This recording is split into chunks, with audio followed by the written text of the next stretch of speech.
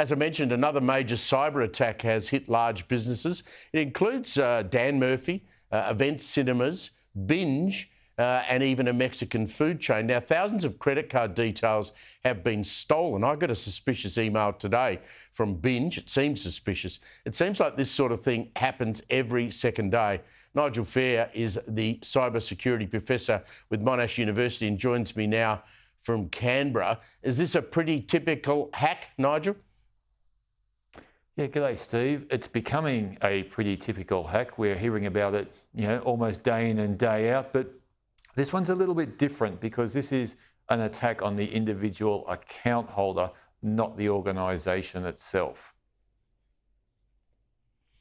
So the odd thing today, I got a very early 4:30 in the morning email from Binge suggesting that my credit card details were out of date, that the use-by date on the card was about to expire and that I needed to put in my new details. Now, Nigel, I'm not that technically astute.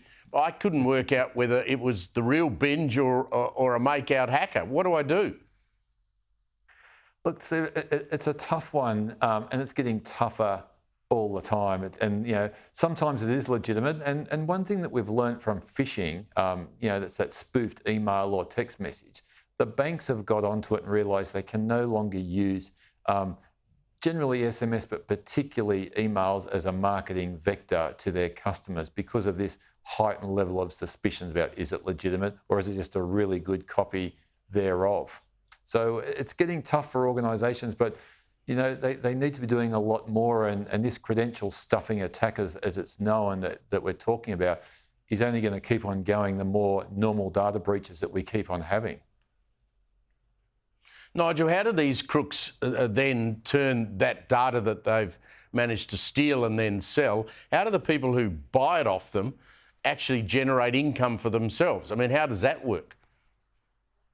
Well, there's income to be made at different levels of the cybercrime attack chain. So first off, you've got your cyber criminals that hack into big organisations. We've had a good 18 months of big organisations and thousands and tens of thousands of credentials. So they'll do a ransom attack and they may try and monetize it that way. Secondary after that is they'll sell those details on the dark web or potentially use them themselves. Other criminals will buy them on the dark web, and then what they'll do is they'll make an automated script, and you've just mentioned a bunch of brands which they've targeted, and they'll try all the usernames and all the passwords to see if those usernames or passwords have been reused in the same way.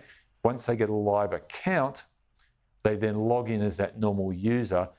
If it's Dan Murphy's, buy some beer, alcohol, whatever. Other chains, get what it is and get it delivered using the real credentials and credit card details of that user, but to a different address.